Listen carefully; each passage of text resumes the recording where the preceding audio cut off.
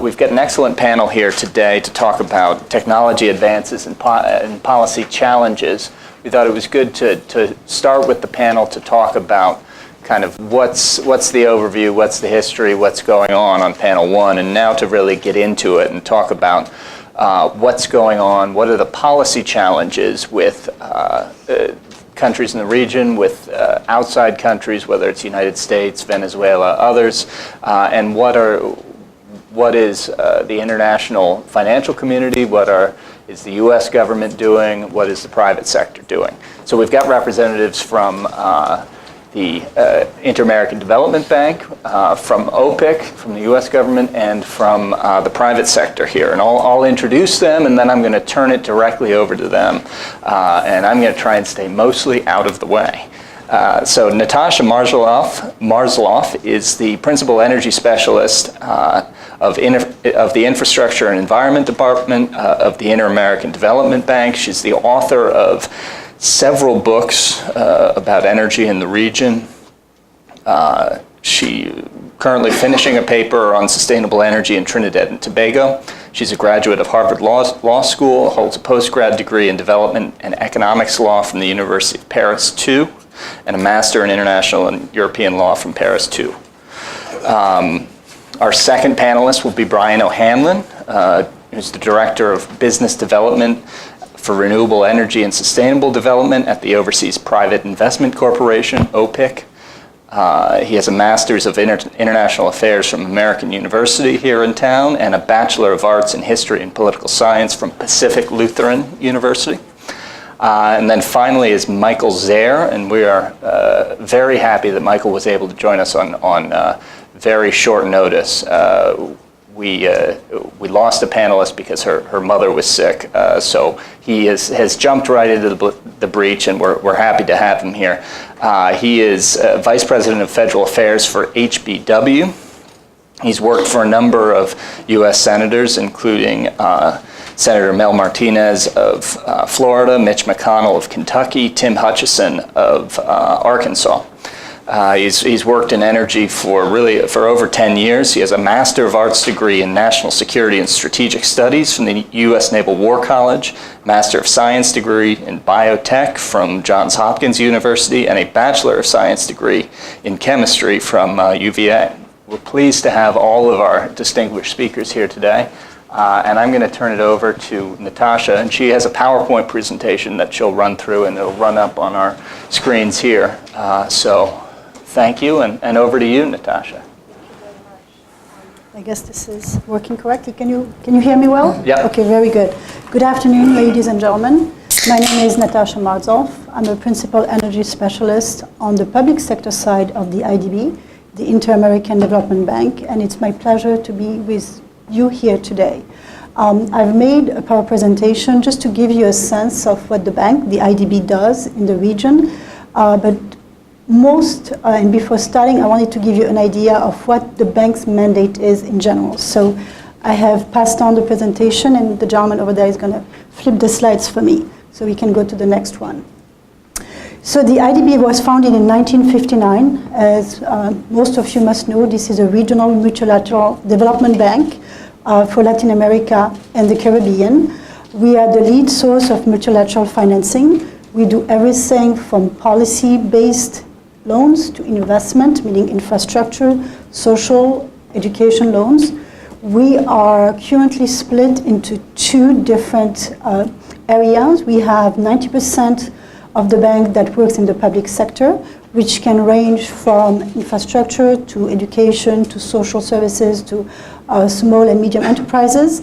And we have the private sector of the bank, which represents about 10% of our workforce, that does most of the work that would be similar with an investment bank, project finance and corporate finance. We have 26 country offices in the region with 48 member countries worldwide, including now China, including now South Korea. Our rating is a AAA, as the same as the World Bank.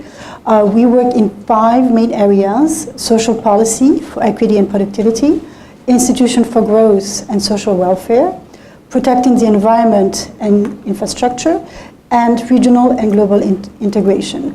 A couple of years ago, we went through what is called a replenishment mandate, which is now called the GCI 9, where the mandate for the bank in general in the energy sector was to push for green energy. The next slide, please. This is the general infrastructure of how the bank is built. So you have IDB, which is what I mentioned, the public sector. And on this slide, you see FOMIN, which is basically our largest technical assistance provider for private sector in Latin America, and IIC, which is for small and medium businesses.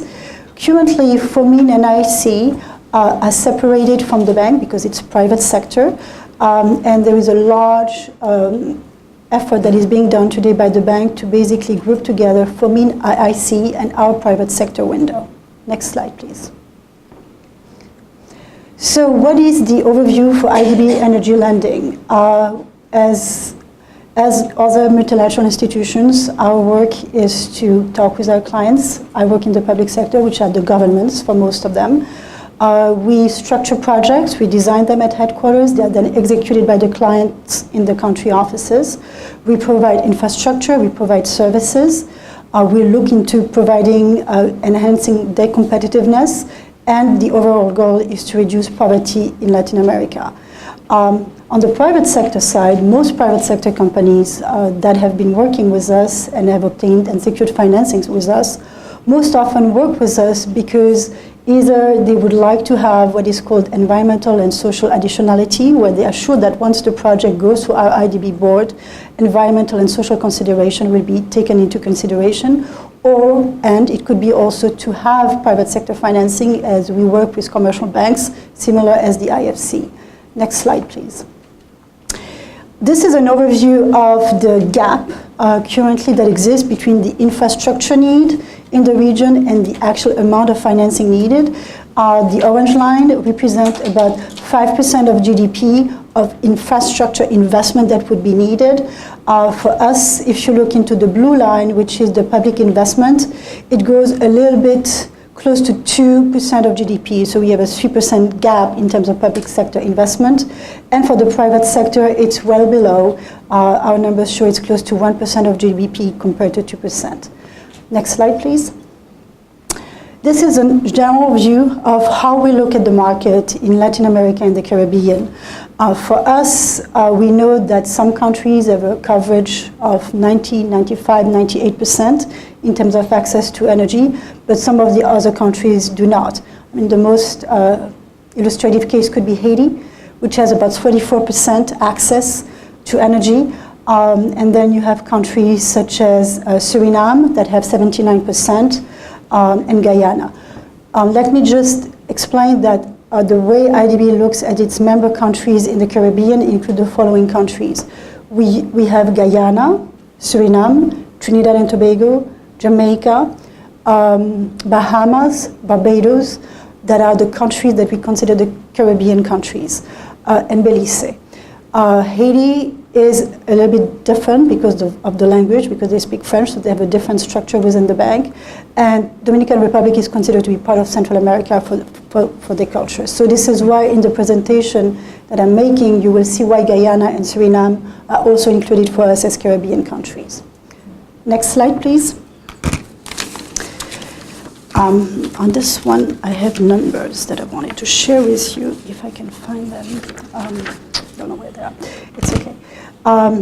According to to ECLAC, which is the Economic Commission for Latin America and the Caribbean, between 2007 and 2030, Latin America will require investment of $1.27 trillion, US $55 billion per year for the energy sector. And the way we looked at that, it includes electricity sector, oil sector, and natural gas. Next slide, please. When we went through our GCI 9 in terms of energy, our board and our board of governors requested that in the energy sector, emphasis and focus be done on what we call green energy, whether it's renewable energy, energy efficiency, hydropower, biomass, anything that would be considered to be green. So this slide represents today the share of renewable energy in Latin America and the Caribbean, where 55% of that share is hydropower, closely followed by gas, which is 21%, and then oil, 14%. You can see that wind, solar, geothermal, which is what we consider renewable energy, is quite minimal in the region. Can I have the next slide, please? This slide is a bit complicated. I'm not going to explain to you everything, but this is the kind of work that we have been doing in terms of knowledge product at the bank. If you go to our website and you look into policy matrices, we have a team within our division that has worked on putting together energy matrices for each country in Latin America and the Caribbean. The work has been done in-house. The data has been consulted with the Energy International Agency in Paris. And we have an energy matrix, which is this kind of slide for every single country in the Caribbean and Latin America. But broadly, what this slide shows is on my left side, so on your left side, the very first column tells you how much natural gas is used as what we call production and import of primary energy in the Caribbean. And how, if you continue sliding down towards the right, how this number that goes from 752 to 278 ends up being in terms of final consumption by source. And I think this tells you a lot about how really, I would say, gas is really a potential in the region for a market.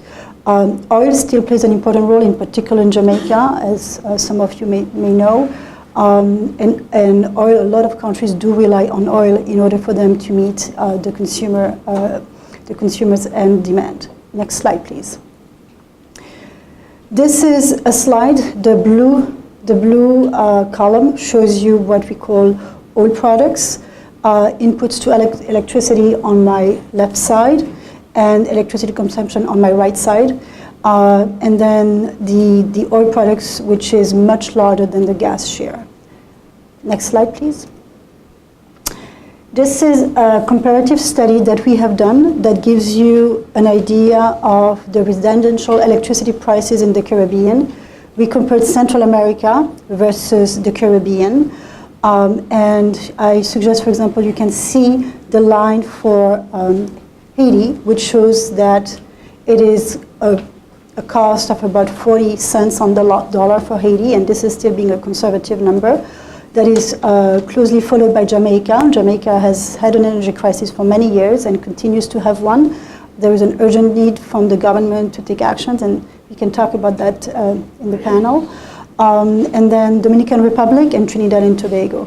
Now, one thing that is very particular about the Caribbean region is, although some of these countries are islands, such as Trinidad, Jamaica, they have a very different energy outlook. Trinidad is a country that is rich in gas, that used to be rich in oil. The oil reserves have gone down. And since now we have discovered shale gas in the US, they have a very large strategic partner that is not there for them anymore. So there is a real geopolitical issue there. Jamaica, on the other hand, does not have a lot of indigenous resources in terms of oil or gas, and they heavily rely on imports of oil in order to meet the market demand. Next slide, please. So I'm diving into the heart of this panel today, and just to not overwhelm you with too much information, I wanted to give you kind of a threefold approach. The first one is to explain to you what we did in terms of energy efficiency and renewable energy in the region. I took two specific examples, which I thought could be quite representative of the region. Barbados, which is a rich country, I think by GDP standards, and yet used to have an energy issue, and we have worked a lot with the country and helped them to overcome a lot of their barriers and challenges. And then Trinidad and Tobago. And I am finishing my presentation on a very important study that we are working on across the bank on natural gas. This is also an initiative that our President Moreno, has been spearheading with the rest of our member countries. Next slide, please. So just in general, we do technical assistance, we do loans, investment loans, we do policy loans.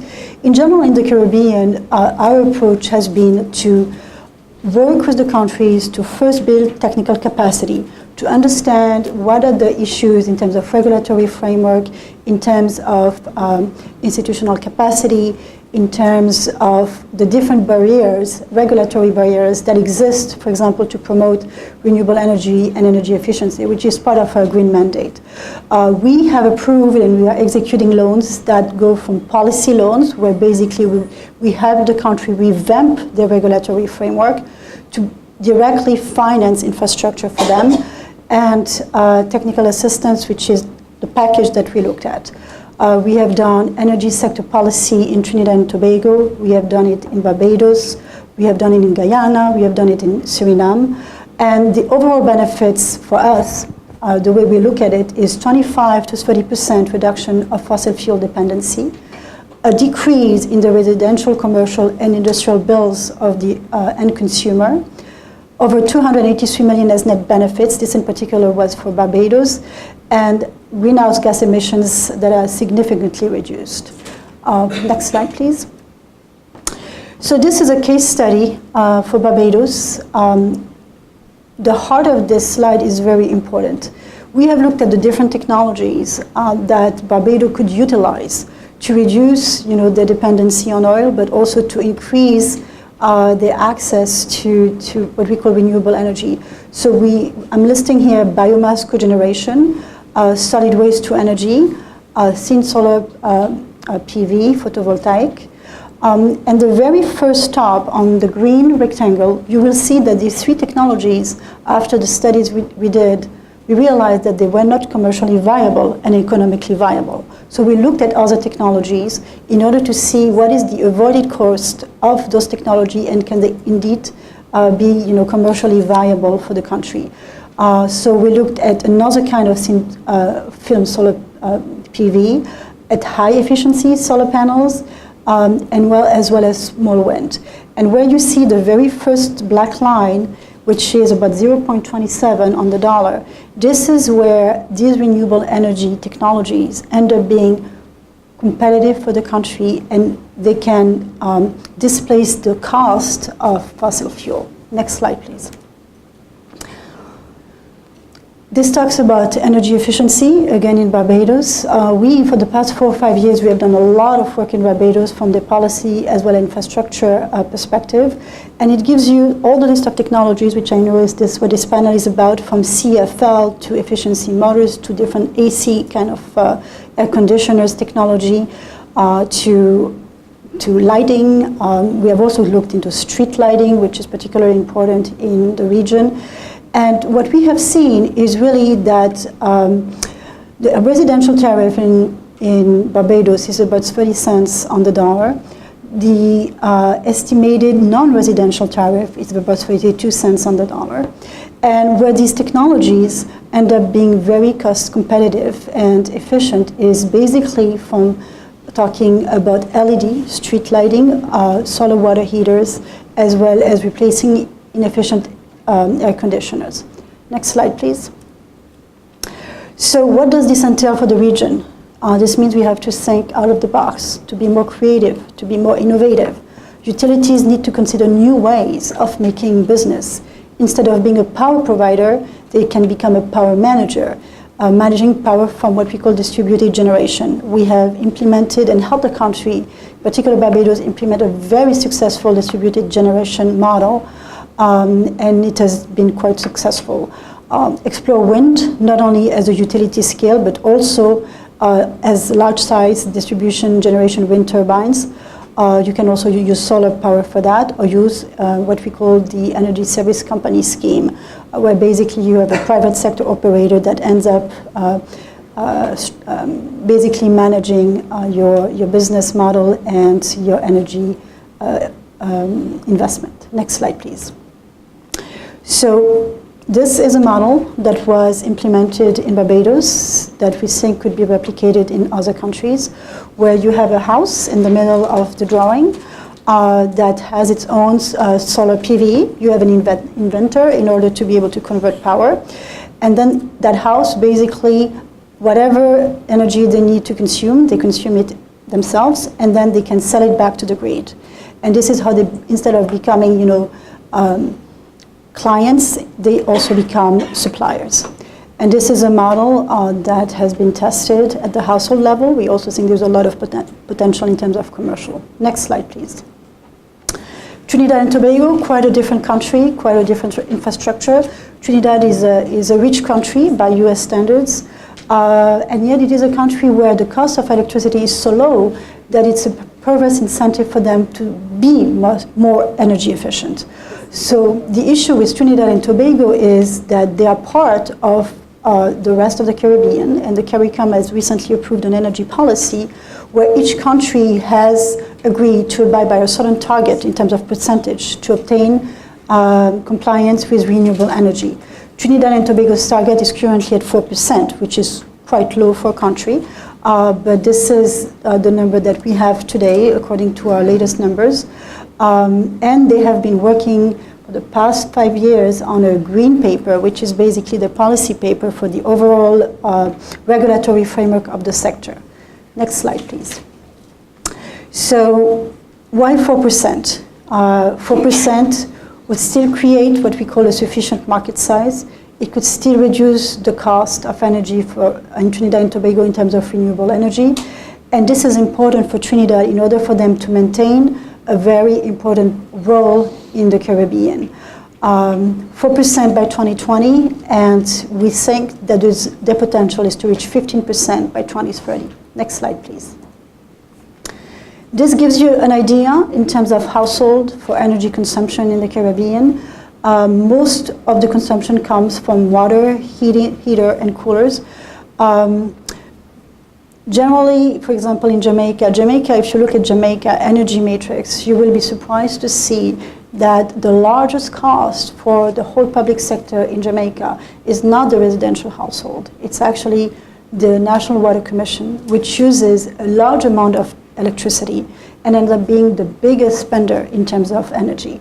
So at the level of household, one thing that really struck us was that in some countries, people don't need hot baths or hot showers. They just take cold showers and cold baths. So why do they need, the electricity for? AC mostly, because it's extremely hot. And we have, for example, worked in particular in Jamaica on the possibility for them to make a better use of the buildings that they would be investing in. That they would be investing in the country. Next slide, please. I will pass this one because I think we are running out of time. I will go to the next slide, please. This gives you an idea of Trinidad and Tobago wind energy potential. We have found that they have potential for wind, solar water heaters, as well as solar power. I'm going to go to the next slide because I know we are running out of time. Can you go one more slide? One more slide. Very good. This is the Caribbean perspective, where you will see that Barbados, which is the yellow line, is the country that has the most advanced, I don't want to say technology, but that has invested the most in terms of renewable energy, and that are slowly becoming independent in terms of fossil fuel. A lot of the other countries, from Turks and Caicos to the Cayman Islands to Suriname, the Bahamas, are still way behind, but this gives you an idea of when there is political commitment and when there are resources, how far you can go. Next slide, please. So this brings me to the end of my presentation. The bank, in the last 12 months, has studied a very important work on the natural gas market.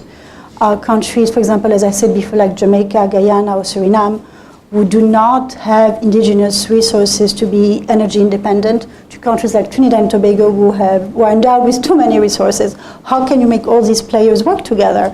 So we have spearheaded a study with a consulting firm named Castalia, where we have looked at the feasibility for the market gas in the Caribbean. So this is just the timeline of where we are today. We basically completed the pre-feasibility studies, the technical analysis. We presented that in Miami last year, and we are now working on the scenario that is supposed to be chosen by the participants. Next slide, please. This just gives you, again, an idea of the market prices in the region, and this was corroborated in our study, where Florida is about 10 cents on the dollar, and you can see that Dominica, Grenada, which are not member countries, but we still use them for comparative purposes. Electricity rates are very high, followed by Haiti, Jamaica, Barbados, and Guyana. Next slide, please. This is a very good illustration of the fossil fuel dependency in the region, from Guyana to Suriname to Belize. The red areas are the areas that show the highest level of dependency. Next, please. We looked at the natural gas prices in terms of alternative fuel, where natural gas is cheaper than fuel oil. Jamaica did a study where they realized that if they were able to invest the amount necessary to build an infrastructure for market for gas, they would have the option to have the gas directly imported from either the Dominican Republic or from Trinidad and Tobago. So the whole question is, how much will it cost to do that? Natural gas gives you an idea. By 2014, we did that. That was back in December, where the price per BTU was 6.46% for natural gas, way below the heavy fuel oil price of 15.39. Next slide, please. I'm going to pass this one. This tells you about the evolution that we have had in the past 7 or 8 years, where back in 2007, the forecast for natural gas production was 20.53 trillion cubic feet, and where today with the shale gas for the US, as you all know, is close to 30. Next slide, please. I'm going to pass this one, the next one. Why gas in the Caribbean? We are looking at 3 different kind of commodities: LNG, liquefied natural gas; CNG, compressed natural gas; and pipeline.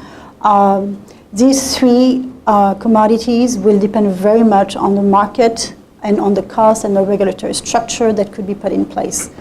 Next, please. And I'm going to pass this one too. This one is an important one. We have looked at who could be supplying the gas. Of course, the United States would be number 1. Number 2 would be Trinidad and Tobago. Number 3 would be Mexico, Colombia, and then Venezuela. Next slide, please. And I'm going to end on this, which is, I think, where we are today. We have calculated that to cover CapEx, capital expenditure, a total of $1.3 billion to $1.5 billion would be needed for infrastructure in terms of LNG capacity.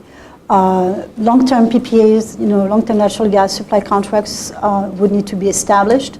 We have looked into 3 different approaches, with a hub approach, which is a regional approach, another approach which would be each country dealing with their own gas supplier, and the third approach would be for them to use different ships that would be basically dispatched. There is, except for Trinidad and Tobago, the legal and regulatory framework in terms of gas is non-existent, and it's different from oil, so this is something we would need to look at. Commercial arrangements would need to be made in the region. And of course, as a development bank, we care very much about the environment. So for us, natural gas is a very good alternative. It is safe, it is clean. There is enough, in terms of resources that we have today in the region. And if it's properly managed, it would be a successful business model for the region. Thank you. Lots to digest there. I will turn it over to Brian here to take us through what OPIC is doing and go from there. Thank you. Thank you, Andrew. I'll focus my remarks on maybe teeing up the conversation rather than giving you a comprehensive overview, because I know we are a little bit short of time. I think Andrew very wisely placed me after Natacha, who gave the better overview than I could ever give on my own. Well, first of all, I want to tell you a little bit about the Caribbean Energy Security Initiative, and then a little bit about OPIC, because I think it'll be important for you to understand my perspective as where I sit in the SESI initiative. And then because of the title of this panel, Focused on Technology, I can give you at least a quick view of how a lender like OPIC, who I think we are in some ways unique, in some ways very typical of a lender, looks at some of the various technologies that are out there and those applications as far as when you actually look to get financing from a long-term basis, what works and what doesn't. So the Caribbean Energy Security Initiative was launched about 6 months ago, a little over 6 months ago, with a real focus on engaging U.S. resources in 3 areas: good governance, enhance access to finance, and also a coordination of donor resources. And I think, let me just say something about coordination here, which is, I've been in government long enough, and those of you who have been recipients of government assistance, both U.S. and otherwise, know that what often happens is you have every single government of the world and every single multilateral institution of the world wanting to do something first. And what happens is you have a variety of overlapping, sometimes duplicative or not quite complementary initiatives. And so I think the Vice President is very wisely focused on the fact that the U.S. is not looking to be the first and unique in everything. What we're looking to do is try to solve real problems on a island by island basis, focused on really getting projects off the ground. And we want to, we don't want to sit there and recreate the wheel as far as the work that IDB has done in energy matrices. We are working very, very closely. In fact, the World Bank has taken a leading role in some of the initial initiatives coming out of this process. And I also want to say that the 3 themes, governance, finance, and donor support, are interconnected. Without good governance, at least from my perspective, where we're a private sector window, so we're only looking to do projects on a commercial basis, you're not going to find investors that are willing to take the risk for the long term that these projects often are entailing. And without good governance, you don't have the political support back at home to sustain donor finance. At the same time, it's a little disingenuous and not helpful to preach only good governance without some of the tools in order to actually have good governance realize the fruits and the hard, often choices of reform to actually bear fruit. So the initiative spans efforts by all sides of government that are focused on energy and foreign relations and assistance. And I would be remiss if I didn't point out that I have colleagues from the State Department here who have been instrumental in working with some of our countries on comprehensive energy sector reform in Haiti, in El Salvador, and Dominican Republic. On the financing side, you're primarily going to be talking about OPIC, USAID, and the U.S. Trade and Development Agency. So I'm going to put Nathan Young on the spot to just raise his hand because he's a regional director focused on this area, and they are a kind of a third leg in the stool here when you look at the kind of access to finance. So shifting to what OPIC does, because I think it's important for you to know the context from which I view this, and also the countries with which I operate in. OPIC is the U.S. government's development finance agency. We've been around for 40 years. We basically are designed to mobilize U.S. private sector investment in emerging markets in developing countries. So we are seeking to convince U.S. investors to put money in markets that they wouldn't necessarily think of before, and also to bring and forge strong U.S. business ties that we think will transfer technology and expertise in order to make these happen. We do this primarily lending on we're not concessionary financing, so we're lending on a commercial basis. Small projects everywhere from $5 million up to, we can be the sole lender of record for projects up to $250 million. We often are working in consortia with the IDB, the World Bank, with private banks to do much larger projects. So we think small is beautiful, but oftentimes we are there to get the big projects done as well. We are agnostic as far as region and sector. You don't have a Caribbean office or a European office in OPIC, and you don't have necessarily an office focused on infrastructure or banking, with a couple of exceptions. The first is clean energy has been a strong focus of OPIC since about 2008, and I think the numbers tell it all. In 2007, we committed about $10 million of resources for renewable energy, and for the last 3 years, we've committed over $1 billion a year in that area. And then we also respond to key priorities. Sub-Saharan Africa is a key priority, and with the SESI initiative, we have an intense focus on the Caribbean and the greater region.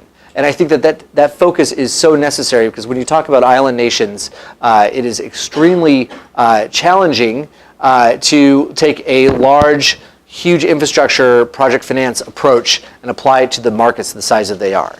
And if you're looking to find developers and entrepreneurs that have the expertise so that projects are operating as planned 10, 15, 20 years after the ribbons were cut, you need to find bespoke solutions. And fortunately, I think that we have a lot of experience if you look at other islands throughout the region, and actually there's real leaders in the region.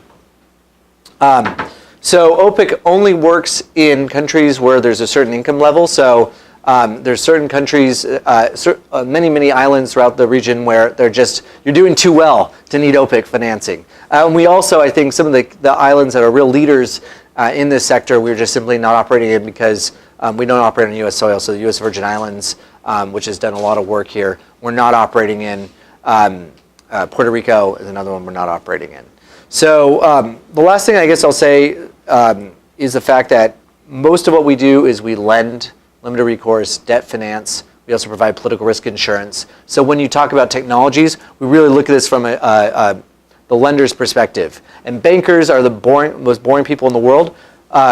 Development finance institutions have a little bit of flavor because we really like country risks. So the more interesting the country, the more interested I am to talk to you. We are actively seeking projects in the Ukraine, for example, right now. So that gives you a sense of our risk appetite there. When it comes to technology, I'm very, very boring. So I want to be the second lender into these projects with new technology. I don't want to be the first. So there's two things that I don't like when it comes to technology and projects in general. The first, technology specific, is you have the opportunity to finance the first of these on a commercial scale. That's not interesting to me. I'm looking for technology that has been proven out to operate. So solar photovoltaics is very interesting to me. We've done wind. We just announced the first distribution of $43 million in debt finance for a wind project in Jamaica. We have actively funded geothermal projects, and so we're very eager to see the results of the State Department's work with St. Kitts and Nevis on some of their geothermal resources. We will look at biomass, depending on the mix as well. And we'll look at small hydro, although that's not as focused on the region. And we will also look at natural gas. Those projects tend to be a little bit longer in running. I would also say that we're very, very open, and we try to be as entrepreneurial as possible when it comes to business models. So grid connected, captive power, so looking at large corporates or smaller commercial industries. We're really looking to pool resources across distributed generation. So I think it's very exciting to see the rooftop solar revolution in the United States. I think there's a lot of applicability across the region. When you look at the ESCO model and energy efficiency process, which is a real focus of the Department of Energy and partners throughout the region, and also the IDB has done a lot of work in this area, we're very, very interested. So if you have a business model that you think can really be adapted to suit the region, we're very interested in speaking with you. So I think at that point I will stop and we can continue the discussion afterwards. Great, thanks, Brian. Over to you, Michael. No, I really appreciate it. And our firm, I'm Michael Zehr with HBW Resources, and our firm represents a number of energy producers, technology providers, and manufacturers. So needless to say, our guys' risk appetite is a little bit less. And for some of our oil and gas producers, with the price of oil precipitously dropping, their appetite for risk is pretty much non-existent at this particular point in time. But what I did want to go through is the Caribbean Energy Security Initiative is a great opportunity. And I think for even a number of our guys who are risk averse, looking at this opportunity is very unique. I think from the renewable technology standpoint, and some of the guys that we talk to, With the technology developing, there's lower cost alternatives than ever before. There are technology transfer opportunities from a lot of the universities around the country and also from the business community. There are emissions benefits that come from these new technologies being moved throughout the Caribbean. There's new American manufacturing opportunities. I know from some of the manufacturers I work with, even though it doesn't appear to be economically viable, some of the waste to energy technology that's coming along is something that they're very interested in pursuing. And these are attractive markets because they're small facilities and they could take advantage of those. There are climate change benefits from some of these technologies and looking at moving away from fuel oil. Diversification and resilience. Some of the lessons that can be learned by some of the transitions here can be applied in other places. A number of the businesses that we're talking to realize that this could be a very interesting experiment in some of these places. In terms of solar, wind, biomass, and waste energy, it's just a great opportunity for these technologies to flourish, and this is a great opportunity with the backing of the administration to do so. In terms of the shale development and what this could mean for development in this area, this is really interesting. Over the last few years, what we've seen is the proliferation of shale development and the expansion of natural gas production to an extent that it's no longer kind of a wildcat or environment that you're in now. You're in an environment where natural gas production is more of a manufacturing process now. We know where the resources are. We've got the geological data to find it and go get it. We just need markets to sell it. And so that's really introduced an entirely new element into investments in those places. And so we now have low-cost natural gas, we have stable prices, and we'll have that for some time to come. There are challenges that are there, but we do have that as an asset as a country. In terms of manufacturing, we've seen a proliferation of investments in the United States as a result of low-cost natural gas. Upstream jobs, these go to folks that are involved, the guys that are on the rigs, to the even the convenience stores that sell them breakfast burritos. They've seen a massive investment in these areas. In places of Colorado, you've seen some of these convenience stores say that they've had 15% increases in their revenues year over year, largely just because of energy development. Now with low cost, some of that may go away or slow, but it's been a benefit for the U.S. Geopolitical benefits from the Caribbean area in terms of shale gas development and the potential for LNG, CNG, and other energy exports to that area. As we see American presence move through there and you see our products actually replacing the heavy crudes and the heavy oils coming from Venezuela, we can expand our geopolitical presence in the area and potentially have other benefits to come from it. But just to give you, and then the environmental benefits that the natural gas producers like to talk about, they are significant. When you're moving from heavy fuel oils over to energy produced with natural gas, you have significant reductions in NOx, SOx, and CO2 emissions, all of which are beneficial. We've already seen some of that in the United States, and the Caribbean nations could really benefit from it in terms of smog reduction and clean air benefits, which for a lot of these tourism-based economies would be very beneficial. But just in terms of one particular area that we're working with, where we're seeing what this means for them, and they're looking at the Caribbean as a potential market, is just the city of Jacksonville, Florida. Just to add one. I mean, they have Crowley Marine there, which is shifting all of the maritime shipping vessels over to LNG, largely as a result of the shale development. They have 2 liquefaction facilities that are going in the same town. They have UPS is putting in an LNG fueling facility there for all of their shipments in that area. And Kinder Morgan is looking at building a pipeline just to supply additional natural gas. This is just one community. And so you see that throughout the United States. So shale development has had a huge, huge impact. But even that community alone, with its renewables and some of the additional LNG fueling and shipping processes that could come from that, they're looking at the Caribbean market as an incredible place for investment and growth. So that's a great opportunity. But just in terms of looking at challenges, if you're looking at domestic challenges, we have upstream development issues. There's always going to be some pushback in areas that you can get into, and also some of the methane rules and other rules that are coming up that could potentially restrict U.S. development. We don't think those are really huge challenges, but they do exist. Export restrictions to major parts of the Caribbean are very real. I believe that our only real market that we can get to right now is the Dominican Republic. I think that's the only FTA country that we have there. in terms of shipments to Puerto Rico. You have other challenges in terms of cost because Jones Act vessels are required for those shipments, which makes it more expensive, which is harmful to Puerto Rico, which is obviously can't afford those additional costs at this particular point in time. If you look at sort of the sort of other challenges within the region that our guys are looking at, one very big one is financing for these kind of projects, whether it's CNG or LNG. These projects take a lot of money. If you're looking at the export facilities that we're looking at in the United States, you're looking at close to $10 billion for a facility that's on a site that was built for imports. If you're looking at a greenfield site, that's $20 billion. These are extraordinarily expensive, and the regasification facilities that would be required along with the storage facilities in the Caribbean would be substantial costs that would have to be paid for and financed out over time.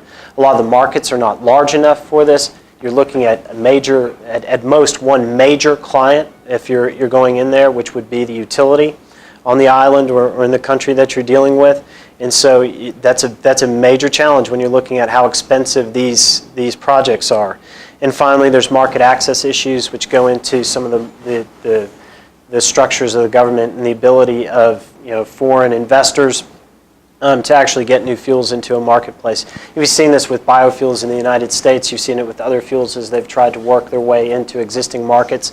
It's just difficult. And when you're looking at breaking into what are often state-owned utilities, that's a very large challenge.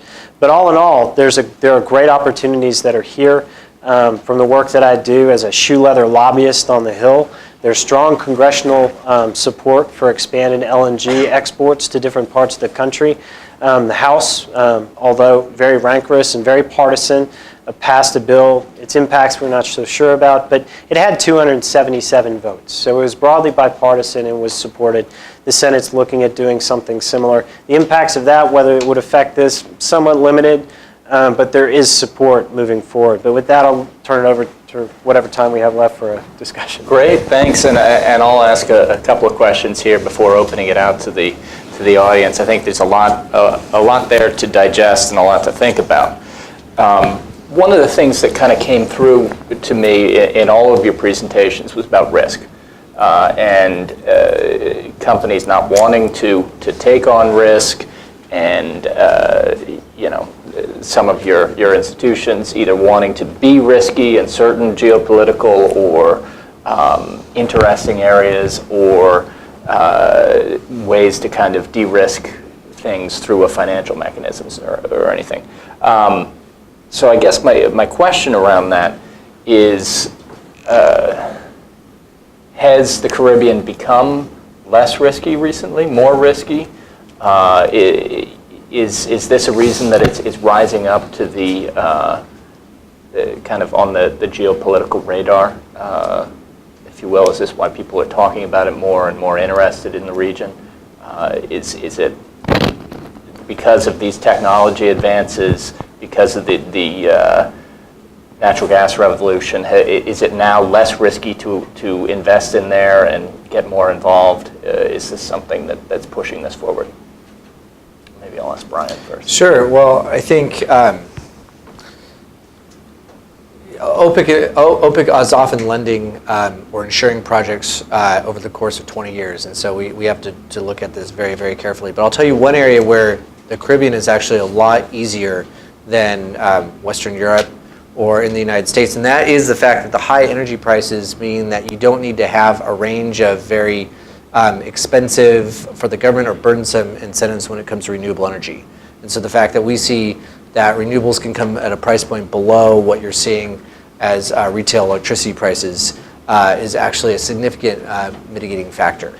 If you look at the broader political issues, I think that there's two components. One is the context with which the government is operating in. So we look very closely at it when a tender comes out, how clean it is, because the last thing we want is for the opposition government to come in and to cancel that. And the scariest words, and then the other side of the equation, I think, is really we need a solid team that is both executing the project that is both clean and very knowledgeable of the region. The scariest phrase that I hear over and over again in the Caribbean and elsewhere is that this project came to us because my brother-in-law is the energy minister. I mean, that is not, we want in-depth country expertise and context, and you need to understand the government and have good connections there, but that's not, there's no shortcuts in this process. Right. A question for you, Natacha. You talked a lot about how distributed solar, distributed renewables, distributed energy has made a big difference in a place like Barbados. It seems like, though, it'd be inherently difficult for a big financial institution like the IDB to come in and support that, with multiple small loans or something like that. How would you work through the government on that?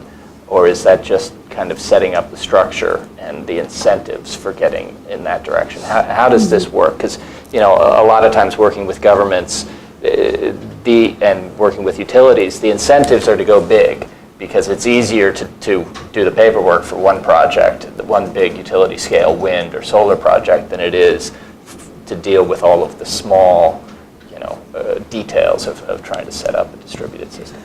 Sure. I'm going to address your question, but I wanted to compliment on what my colleague said about first, because I think that's a very important question. The way the bank is, as I said, we have a private sector window and we have a public sector window. Our private sector window has a very similar approach as my colleague from OPIC. We only would finance two companies where the technology has been what we call proven technology. That's really how it works. And then there is the credit risk because it's a market-based pricing. So this is how it will be looked at if you have a private sector company, which has to be incorporated in Latin America to qualify, would look at the project and for us to basically size whether or not the technology is risky or not.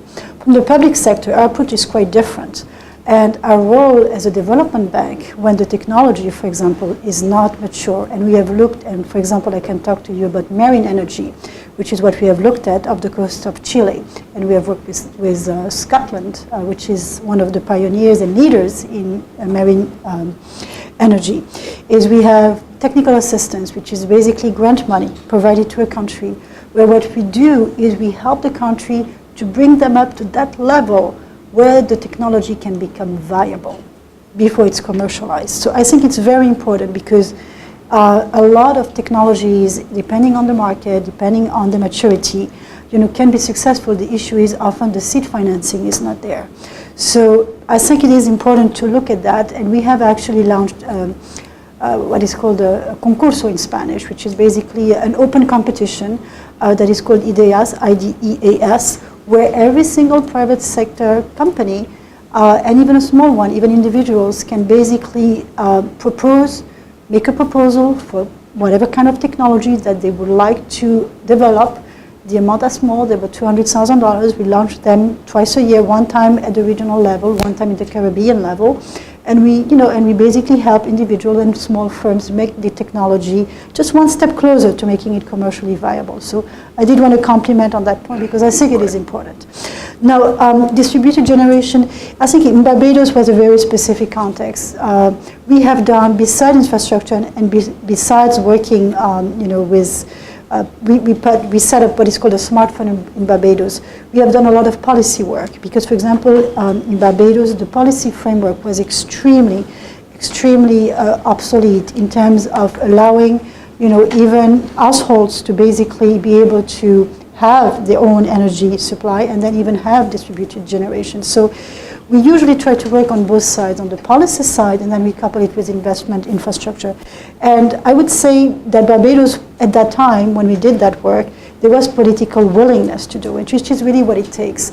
If you take another country, for example, such as Trinidad and Tobago, this is a very strong private sector market in Trinidad and Tobago. So the way the government will look at for example, renewable energy is going to be suddenly less of a priority because this is just not, the big sector.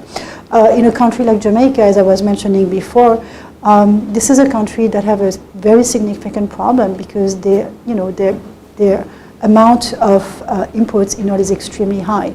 And here you need, for example, regulatory framework that would go together with infrastructure. So we look at each country differently, and the political timeliness is also important. Thanks. And before I open it out to questions, so think about them. Mike, I was glad that you brought up the American islands and the challenges that Puerto Rico, Virgin Islands, these things face. It seems interesting to me that they seem kind of forgotten in some of this because obviously, as Brian said, they're not eligible for financing from the international financial institutions, and I think a lot of times they're skipped in the debate in Washington and everything, and they have challenges beyond just how to get the LNG there or how to get the oil there. It's also that you have to get it on Jones Act ship and all this stuff. So it's added costs on top of already high costs. So just thanks for your comment on it. Anything more that you've got to add on that? Not really. It's an issue that keeps coming up. Yeah. It's one that I will tell you politically is dangerous on the Hill with a lot of these folks. We brought it up with a subcommittee chairman at an event one time. He said, don't even talk about that near any kind of cameras or anything else. And we get 600 calls in my office this afternoon that I'm trying to do away with somebody's job. So there are certain things where the policies may make a lot of sense, but the politics don't necessarily line up all that well. What I would talk about just in terms of the risk in looking at the region and something that's changed is that with oil prices as low as they are, Venezuela is about as weak as it's been in this region in generations. And so it is a unique opportunity for the United States to reestablish its role in this area. I worked on that issue for Florida when I was working for Mel Martinez, and this is an opportunity that's incredible. Now, I will tell you that some of the industries that I work with are very wary of this area of the world because of some previous expropriations that they still want their facilities back. But that is something that it's a real opportunity, and there's a curiosity about it. But there's a skepticism, and with oil prices where they are, the money's just not available right now unless it is a really, really guaranteed gold mine. Talking about wanting their facilities back, anybody you talk to excited about Cuba opening up, or? Well, from my days in the Martinez world, no. But from the standpoint of some of the travel and tourism groups that we work with, they're very excited about the potentials that are there. In standpoint of just the average everyday folks that might be able to go see their families more often, they're very excited about it. I think there's some realities that are starting to dawn on people about what was promised versus what the realities are going to be. And I think the government has a really hard time once you have any individual citizen that wants to have any kind of business contract or compact with anybody over there. They just don't allow it. And that's something that has been indoctrinated into 2 generations of people. And so it's going to be something that before we can really do business there, like we do business and we understand business to be, that is a cultural change that the government either has to get out of the way of, or there has to be some significant changes too. We got about 10 minutes here for Q&A, so I'll open it up, and let's see, we'll start with the gentleman in the back. Thank you. My name is Yaya Fanusi. I'm with the United States of Africa 2017 project. Don't worry about Cuba. No, let me say this. It's going to happen. Just like they adopted communism, socialism, they will copy from the Chinese. So there will be a very good, vibrant private sector. I'll tell my colleagues. Now, listen, the problem you're having, all these islands are small. So you have a problem of scaling activities, economic activities. Has anybody come up about, because of the nature of the economies and politics, et cetera, to come up with a sort of centralized planning? I know it's a bad word to use, but in this place it would be appropriate, so that they could develop clusters of economic activities that all the things you're trying to do will now become feasible and profitable. Interconnections, electric interconnections, or pipelines. I know there've been talk about connecting U.S. Virgin Islands to British Virgin Islands in a grid. Any push to do that? It seems something that would make sense work these countries together? There is work being done through the State Department that's a little bit outside of the realm that I operate in. So, but if one of my colleagues want to grab the mic and talk about some of the work that's being done there, Maybe on the next panel. Right, on the next panel. But I think it's funny. At the summit that was held last week, one of a very senior member of one of the major banks talked about ideas about how we can try to develop some regional synergies. It's a great idea. I think it's very difficult to enact in practice, but only because it's a long-term project. But it's definitely something that needs to be looked at. Questions? Sir there, and then we'll go to there. Hello. I actually want to ask you that given how small is Barbados, I think it's like smaller than the DC metropolitan area. Even Trinidad and Tobago is smaller than Delaware, actually. I'm looking at it. So why aren't you using electric cars? As Michael said, natural gas is so expensive. Why don't you just use electric cars that actually can span out these smaller distances and avoid those natural gas costs, as per se? Actually, that's something, in particular in Trinidad and Tobago, the government has expressed interest with electric cars. I think our understanding too is they were interested also in large electric cars, which commercially is not yet really viable. So we have actually been, going back and forth with them on that. I think there is a lot of interest. This is more done by our transportation area. I work in energy.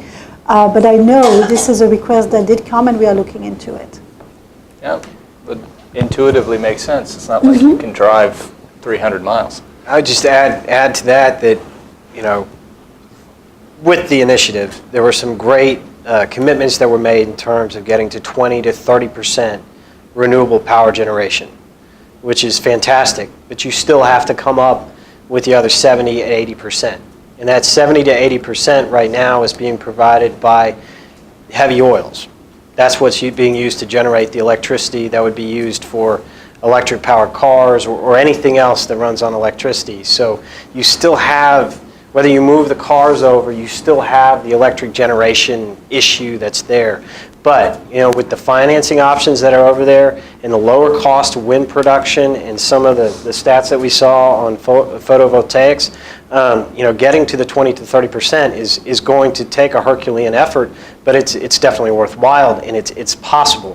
But if you're looking for wholesale, being able to get the reductions in the emissions and the CO2 emissions down significantly, you still have to look for a fuel swap in terms of what they're using to generate the majority of their electricity over there. Yeah, both of the panelists on the first panel said that in the short term, the answer on energy security is not renewables. It's on this fuel swap idea to move it to a more cleaner burning way. I think I saw someone here. Way across. Hi, my name is Alan On, Director of Programs and Communications for the Global American Business Institute. Our primary partners are with nuclear and renewable energy research institutes in Korea. Actually, my question was for Natacha. I mean, you mentioned Scotland is providing technical assistance on marine energy, I believe, if that's correct. Perhaps I missed this in the presentation, but what's sort of the scope of the countries involved in these technical assistance and expertise sharing programs that you mentioned during your talk? Thank you. Sure. Scotland is the leader in terms of marine energy. That's what I was mentioning, meaning they are the ones who have the technologies. We went there, visited their facilities, and they have been a great partner for us to work with and learn from. Mostly marine energy, the only potential that I know of is off the coast of Chile because of the way Chile is actually located. They have some pilots running there in Chile. I don't think it's yet at the commercial viability, large-scale models, but they have been focusing on that because the power sector there and the energy prices are extremely high in Chile, as a lot of people might know. For the Caribbean, we have looked, for example, in Trinidad and Tobago, we did look at what is called tidal energy, which is not marine, it's more based on waves. and the potential was low, and the cost was very high. So we realized at the end of our study that what we call single water heaters, PV, and even, for example, waste to energy would make a lot of sense in the Caribbean. But everything that had to do with marine energy or wave energy in the Caribbean, there was just not enough current to be able to harness it and then, produce electricity out of it. Well, I think that's going to have to be our final statement. Any closing statements from the panel before we close? Well, thank you very much. And I think we're going to go straight into the next panel here and move on with that, and so we can continue onward. So thank you all, and join me in thanking our panel.